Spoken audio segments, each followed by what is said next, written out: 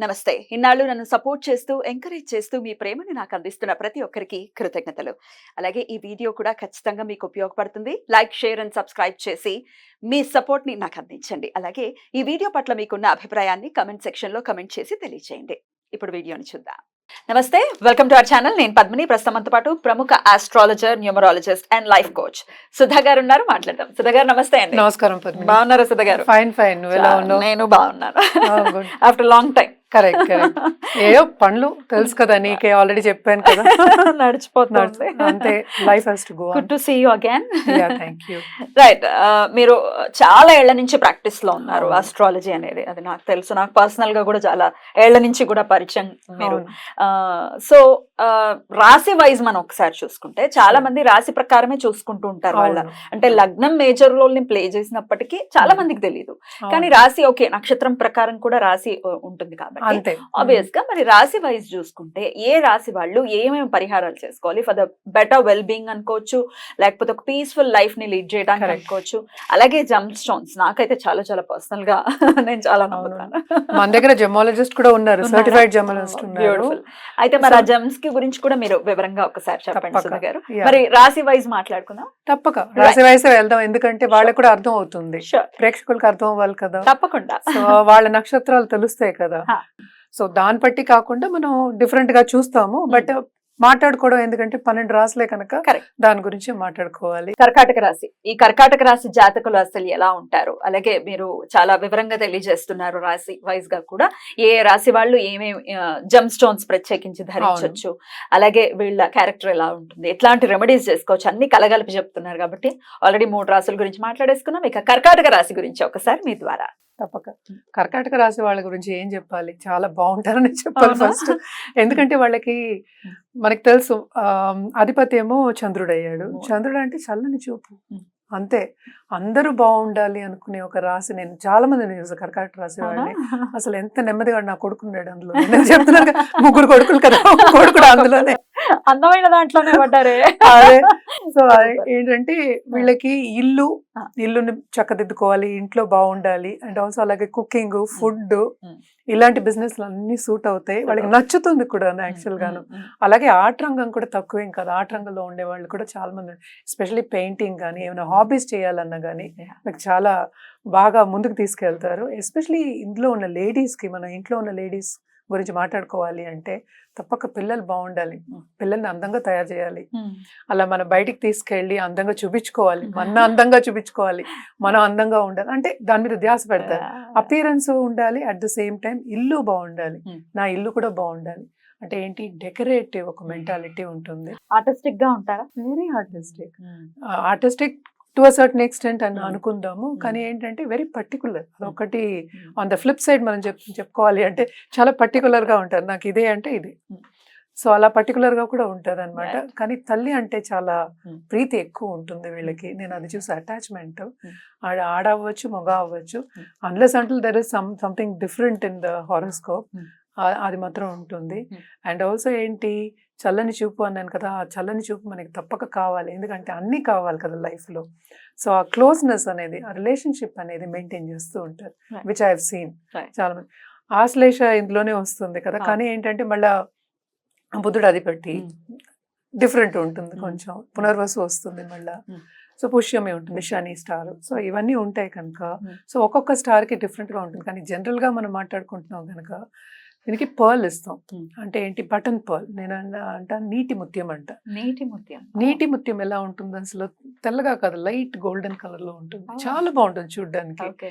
So చాలా మందికి ఇచ్చున్నా. అలాగే మనకి మూన్ నీచ పడుతుంది ఎక్కడ, మనకి స్కార్పియోలో. సో నీచ పడినప్పుడు మన బ్లాక్ పర్ల్ అనేది ఇవ్వడం జరుగుతుంది. సో ఇది నీచ పడినప్పుడు కూడా ఇస్తారా మీరు? కొంతమంది చెప్పేది ఏంటంటే ఒకవేళ నీచంలో ఉంటే పెట్టుకోకూడదు, ఇంకా నీచమైనటువంటి ఫలితాలు వస్తాయి, అది అందుకనే కదా రివర్స్ ఇస్తాం. We are not giving the white one, we are giving the black one. So it all depends whether it's a benefic or a malefic. దాన్ని బట్టి మనం జాతకాన్ని ఏమో బ్యాలెన్స్ చేసుకోవడం. ఏదైనా సరే అందరికీ చెప్పేది అదే, ఉన్నది అంతే. ఇప్పుడు మనం దాన్ని చేంజ్ చేయలేము, ఎలా బ్యాలెన్స్ చేసుకోవాలి, ఎలా ముందుకు వెళ్ళాలి. కరెక్ట్. సో కొంతమందికి అయితే నేను చూసిన జాతకాల్లో చాలా నీచ పడిపోయినా, మూన్ నీచ పడిపోయినా చాలా కింద స్థితిలో ఉండేవాళ్ళు ఉన్నారు. వాళ్ళని కొంచెమైనా అంటే ఏంటంటే కొంచెమైనా పైకి తీసుకురావడానికి అంటే పీరియడ్ బట్టి అది మారుతూ ఉంటుంది. సో వాళ్ళని తీసుకురావాలి అంటే వాళ్ళకి ఒక ధైర్యం కింద ఉంటుంది. కరెక్ట్. ఇప్పుడు మనం జెమ్ స్టోన్ ఇచ్చేది ఎందుకు? పైకి రావడానికి, ఎవరిని కింద పడేయడానికి ఇవ్వట్లా. సో వాళ్ళని కొంచెం పైకి తీసుకొచ్చి లైఫ్ మీద ఇంట్రెస్ట్, ఇంకా నేను చేసే పని మీద ఇంట్రెస్ట్ అనుకుందాం కదా. ఇప్పుడు ఎందుకు అందరికీ కెరియర్ పెట్టి మనకి సంపద అంటూ విడిగా ఏం లేదు కదా. కరెక్ట్. సో ఇవన్నీ ఏంటంటే ఒకటి తర్వాత ఒకటి లింక్ అయి ఉన్నాయి. సో కొంచెమైనా ఆ ధ్యాస పెట్టడానికి, కొంచెం పాజిటివ్ దారికి తీసుకురావడానికి మనం ఇవ్వడం అనేది జరుగుతుంది. సో నీచం ఉంది కదా నేను అలాగే ఉంటాను అంటే కాదు, నీచం ఉంది అదేం చేస్తాం మనం, ఏం చేయలేం. దానికి పరిహారం చేసుకోవాలి. ఆ పరిహారం కిందే మనం చెప్తాం. సో పరిహారం చేసుకుంటే కొంచెం పాజిటివిటీ పెరుగుతుంది. సో ఎవరు పాజిటివిటీ కోరుకునే వాళ్ళు ఎవరున్నారు? అందరికీ కావాలి. It is a must. ఇదివరకు లాగా రిలేషన్షిప్స్ కూడా మనకి లేవు. ఎందుకంటే ఇందాక మూన్ గురించి మాట్లాడుతున్నప్పుడు రిలేషన్షిప్స్ మెయింటైన్ చేస్తాం. తల్లి అంటే ఏంటి? ఒక నర్చరింగ్ క్యారెక్టర్. ఆ నర్చరింగ్ క్యారెక్టర్ ఈ కాలం తల్లికి ఎంతమందికి ఉంది అనేది మనం కూడా చూసుకోవాలి కదా. అంటే అందరికీ ఉండదు కదా. కానీ మూన్ స్ట్రాంగ్ గా ఉన్న వాళ్ళకి నేను చాలా జాతకాలు చూసిన దాంట్లో చాలా నర్చరింగ్ క్యారెక్టర్ ఉంటుంది. అంటే ఏంటంటే ఇంకోళ్ళని దూషించరు, అది మోస్ట్ ఇంపార్టెంట్ కదా. ఇప్పుడు మనకి పాజిటివ్ రిజల్ట్స్ కావాలి అంటే ఇంకోళ్ళని నీచపరచకూడదు. కరెక్ట్. ఎప్పటికైనా మళ్ళీ వెనక్కి వస్తుంది కదా. ఆ థాట్ ఉంటేనే వస్తుంది అంటాం. సో అవన్నీ లేని ఒక ఇది రాసి వీళ్ళు. సో అలా ఉండదు. కానీ నేను చెప్పేది ఏంటంటే మూన్ నీచం అవుతుంది. ఎందుకంటే అధిపతి మనం మూన్ మాట్లాడుకుంటున్నాం, చంద్రుడు మాట్లాడుకుంటున్నాం. అది నీచపరిచినప్పుడు మన బ్లాక్ బాల్ ఇవ్వడం అనేది జరుగుతుంది.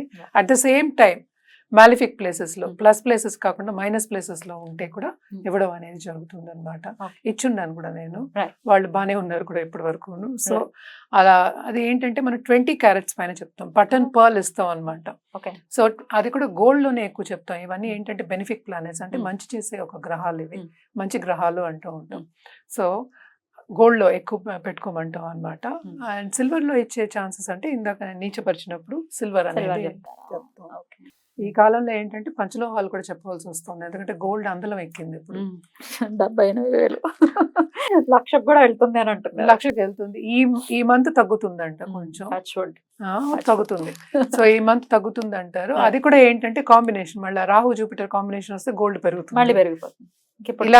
ఇలాంటివేవో ఉంటూ ఉంటాయి. కాంబినేషన్ రావటం చాలా ఏళ్ళు పడుతుంది. ఇంకా అలా కాదు కదా, ఇప్పుడు కేంద్రంలో ఉండి చూపున్నా కూడా టచ్ రాకూడదు. సో ఇంకా 1 year 1.5 year ఉంది దానికి. సో ఇప్పుడైతే కొంచెం తగ్గుతుందని చెప్తున్నారు, బులియన్ ట్రేడర్స్ చెప్పారు. సో ఎక్కువ సిల్వర్ ఇవ్వకుండా గోల్డ్ లోనే చెప్తూ ఉంటాం. అది రింగ్ ఫింగర్ కే వేసుకోమంటాం, రైట్ హ్యాండ్ కే వేసుకోమంటాం అనమాట. ఇప్పుడు చంద్రుడికి కూడా మనం శక్తికే చేయమంటాం ఎక్కువ. ఎందుకంటే జపాలు చేయొచ్చు, మనం లక్ష్మీదేవికి చేయొచ్చు, దుర్గాదేవికి చేయొచ్చు. అలాగే ఏంటంటే మనం ఇంకోటి విషయం చెప్పాలి ఏంటంటే శివుడికి చేయమంటాం. సోమవారం రుద్రాభిషేకం కానీ, మహామృత్యుంజయ జపం కానీ, లేకపోతే హోమాలు కానీ ఇలాంటివి పరిహారం కింద చెప్తూ ఉంటాం. చాలా మందికి ఈ కాలంలో చెప్పడం ఏంటంటే, చాలా మందికి మాకు టైం లేదు, మేమేమో రాత్రి పని చేస్తున్నాం, పొద్దున పని చేస్తున్నాం, తెల్లారగడ పని చేస్తున్నాం అంటే వినండి బాబు కొంచెం అని చెప్తూ ఉంటాం అనమాట.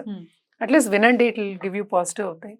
కానీ పూజ చేయడం అనేది మంచిది, గుడికి వెళ్ళి పూజ చేయడం అనేది చాలా మంచిది. మన పేరు మీద, నక్షత్రం మీదను, గోత్రం కూడా చెప్పుకోవాలి కదా, గోత్రనామాలతో చేసుకోవడం అనేది మంచిది. అలా లేని పక్షాన తప్పక శివుడికి అష్టోత్తరం కానీ, లేకపోతే నామావళి కానీ ఏదైనా సరే వినడం అనేది మంచిది. వినడం అయినా అలవాటు చేసుకుని డెఫినెట్ గా పూజకే రకరకాల రీజన్స్ చెప్పి దాన్ని పక్కకు పెట్టేస్తే జీవితం ఎలా పైకి వస్తుంది? ఖచ్చితంగా కొన్ని మనం పెట్టుకోవాలి. అవును, చెయ్యాలి, అది తప్పక చెయ్యాలి. అది ఏంటంటే లేని పక్షాన్ని, ఇప్పుడు నేనేమో ఎక్కడో ఉన్నాను అంటారు, నిన్నే వచ్చింది కాల్, నేను అక్కడ ఉన్నాను, అక్కడ లేవు, శివాలయం లేవు అంటారు. శివాలయం లేని ప్లేసెస్ ఎక్కడ ఉంది ఇండియాలో? ఎక్స్క్యూజెస్. ఇప్పుడు మనం వాళ్ళకి క్లియర్ నువ్వు చెయ్యాలి అని చెప్పలేము వాళ్ళకి. So we have to give some other solution. So అలా సొల్యూషన్ ఇవ్వడం జరుగుతుంది అనమాట. ఇది జనరల్ గా చెప్పడమే, జాతకం పరిశీలించుకోవడం మెయిన్. డెఫినెట్లీ అదే ప్రతిసారి కూడా చెప్తూ ఉన్నాం కాబట్టి కర్కాటక రాశి వాళ్ళు డెఫినెట్ గా ఒకసారి జాతక పరిశీలన చేసుకుని, ఆయన ఎఫోర్డబుల్ కాబట్టి ముత్యాలు అనేది ఎఫోర్డబుల్ గానే ఉంటాయి అందరికి. చాలా మంది వేసుకుంటుంటారు ముత్యాల హారం అని, చెవులకు ముత్యాలని. చెవులకు ముత్యాలు కూడా పనిచేస్తాయండి ఇప్పుడు, మంచివే పనిచేస్తాయి, కానీ రెగ్యులర్ గా పెట్టుకోవాలి కదా. నేను అదే చెప్తున్నాను. అందుకే అందుకని క్యారెట్స్ చెప్తున్నాం ఇప్పుడు చిన్న చిన్న వేసుకుంటాం ఎంత 20 క్యారెట్స్ ఉండదు ఉండదు కదా. కదా. సో దానికి పవర్ అనేది ఒకటి మోస్ట్ ఇంపార్టెంట్ మన Right. జాతక రీత్యా చెప్పడం అన్నమాట. Right. సో జాతక రీత్యా చెప్పినప్పుడు అది డిఫరెంట్ గా ఉంటుంది, అది ఒక పర్పస్ కోసం వేసుకుంటున్నాం. నేను రోజు వేసుకునే దాని మీద అంత శ్రద్ధ ఉండదు, పర్పస్ వేసుకున్నప్పుడు వేసుకున్న దాని మీద వేరేలా ఉంటుంది. శ్రద్ధ ఉంటుంది. అది కూడా పూజలో పెట్టి వేసుకోవడమా లేకపోతే మంత్రించి వేసుకోవడమా ఇవన్నీ చెప్పడం అనేది జరుగుతుంది కనుక అది డిఫరెంట్, Right. ఒక డిఫరెంట్ థింకింగ్ థాట్ డిఫరెంట్ గా ఉంటుంది అది. చాలా బ్యూటిఫుల్ గా ఎక్స్ప్లెయిన్ చేశారండి. Thank you so much. ఇక నెక్స్ట్ ఎపిసోడ్ లో సింహరాశి గురించి మాట్లాడుకుందాం. Thank you. నమస్తే.